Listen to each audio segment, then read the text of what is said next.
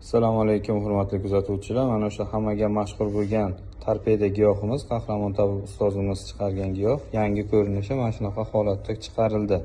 Mana yuzida torpeda deb yozilgan, shifo 17 shtrix kodi mana o'ziga pechatlangan, addini yopishtirilmagan, tarkibi, ko'rsatma, tayyorlash, qo'llash usullari hammasi, sostavi hammasi ma'lumoti bor. Bu haqida qisqacha ma'lumot aytib o'taman. Torpeda giyohimiz qonni maksimal darajada tozalaydi va suyultiradi. Jigar sirroz bo'lgan insonlarni tuzatadi.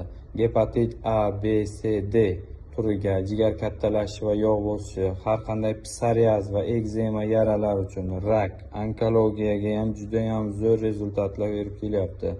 Prostatadagi muammolar yechimi, buyrak qurishi va kichrayishi, parazitlar har qanday gijjalarni tushirishda, sochni ham o'stiradi, qoraytiradi, tromblarni ochadi, ayollardagi har qanday jinsiy kasalliklarni davolaydi.